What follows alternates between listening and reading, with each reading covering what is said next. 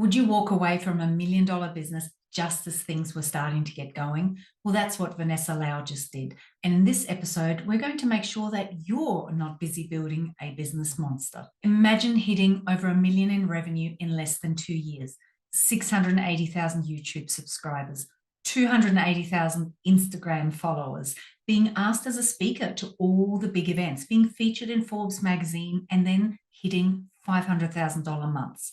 And then having to decide that you need to walk away from it all because you're burning out and you're no longer enjoying what it is you actually built there.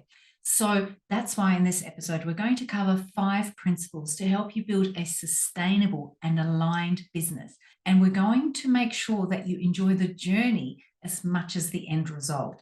And I'm also going to give you the one hot tip that will help you get there even faster and the 2 simple questions to ask yourself so that you can implement it. So I'm a huge fan of Vanessa Lau's, and what she did took a lot of guts. I have the utmost respect for her. So back in 2018, she quit her fast-moving corporate career, became a barista, and started building her YouTube channel and her coaching business. And then last week, she announced that she was going on sabbatical indefinitely to try and figure out what she actually wanted. She closed down her programs. She scaled her team from 9 down to just 1, and she cancelled all speaking engagements. And the reasons? She said that she was starting to lose control of her life and her mental well-being. She said that she was starting to say yes to things she wanted to say no to and feeling like she had to say no to things she actually wanted to say yes to. And it takes real guts to do what she did. But sometimes it's the only way out because you've got so much momentum up and running that you're staring at a runaway train and you can't make it stop and you can't even make it change course anymore. And anyway, you're usually too busy running on the hamster wheel because of this machine you've built that you can't afford to take a step back and figure out what you actually want. All you know is you're feeling more burnt out, more run down, more miserable each and every day.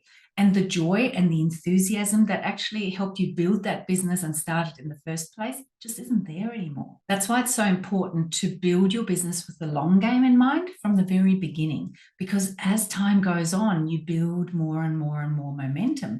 And so it gets harder and harder and harder to make changes. So you can't expect to build a business that ultimately allows you to work 10, 15 hours a week if you're working 100 hours a week all the way along as you're building it, because what you're actually doing is you're training your business to rely on you. And so that's when you create this business monster that just takes and takes and takes and puts all these demands on you, and you feel like you can never get away from it. You can never take a proper break.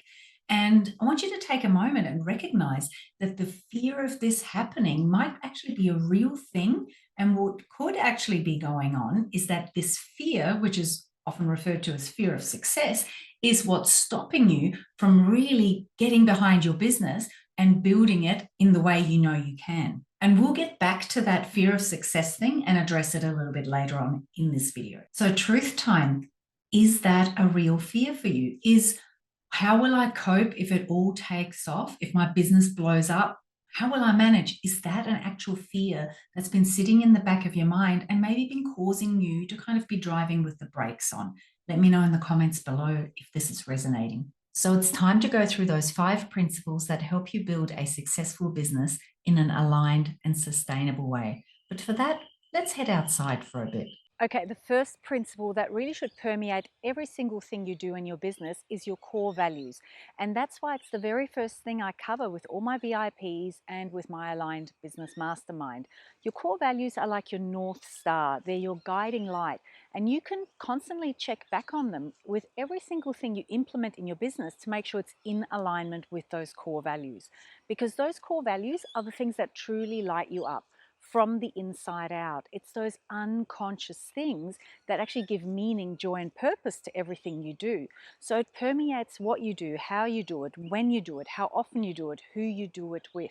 And by having a really clear understanding of what your top 3 core values are, and that's all you need to know, it allows you to just check against every single thing you put in place in your business to make sure that you're going to be operating from a place of inner inspiration, which gives you that unlimited drive and energy, rather than needing to find external motivation, which ultimately just runs your tank dry and winds up with you feeling worn out, overwhelmed, and just over it. And if you want some help working out what your values are and how to start integrating them into your life, you might want to grab yourself a copy of my book. It's called Today's Woman: Life Balance Secrets.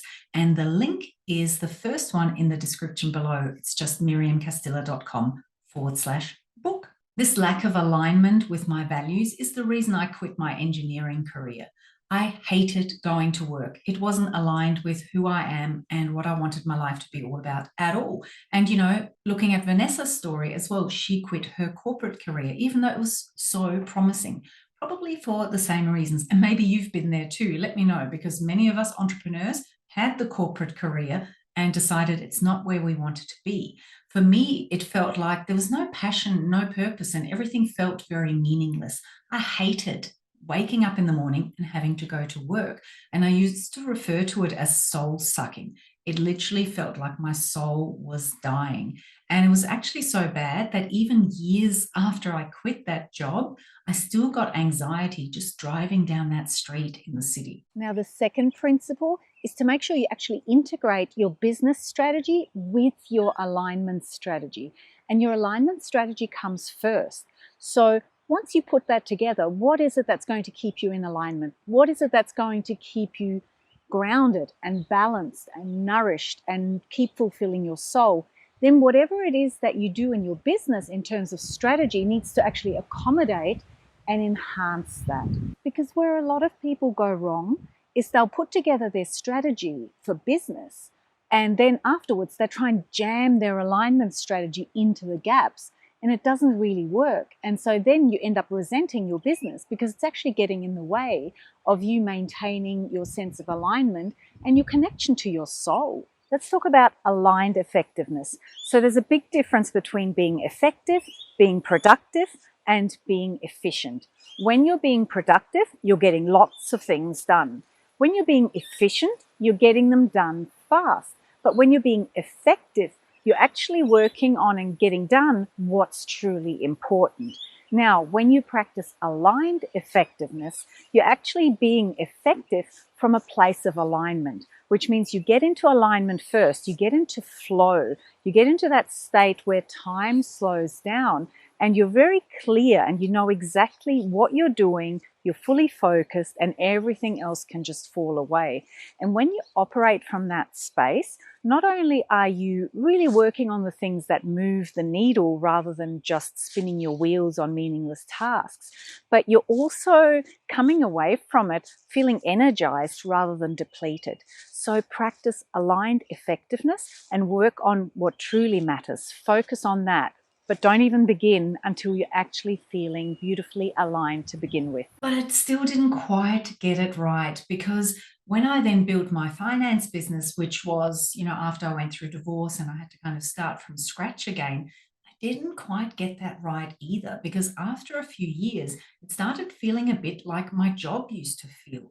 I didn't really want to get up in the morning. I didn't enjoy my work. It wasn't fulfilling me. It wasn't lighting me up anymore. And what I realized had happened is that I was using the business as a means to an end. Yes, it had kind of the parameters of what I wanted in life, being self-employed, being my own boss, being able to spend time with my children, having leveraged multiple six-figure income. So I ticked all those boxes.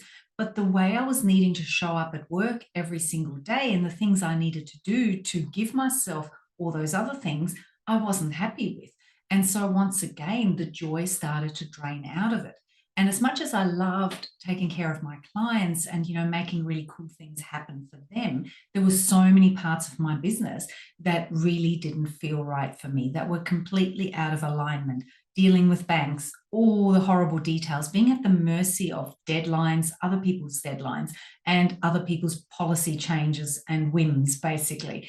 And so I ended up basically quitting that business too, except I was lucky enough that by then I had gotten remarried and my husband was actually also a finance broker. And so I was able to hand that business over to him while I then moved into building this business where I had gotten a little bit smarter. Let's talk about golden rules. So your golden rules need to be very clear in your mind, and you need to enforce them unapologetically. So they are the things that are going to ensure you stay in alignment with your core values, that your life stays in balance, and that you're building and creating and running a business that suits you, not everybody else. So your golden rules are things like being really clear that you will never do more than 2 client-facing hours per day, or never having more than 2 meetings out of the office per week, or taking every single Friday off and never, ever, ever caving in and booking any kind of meeting on a Friday.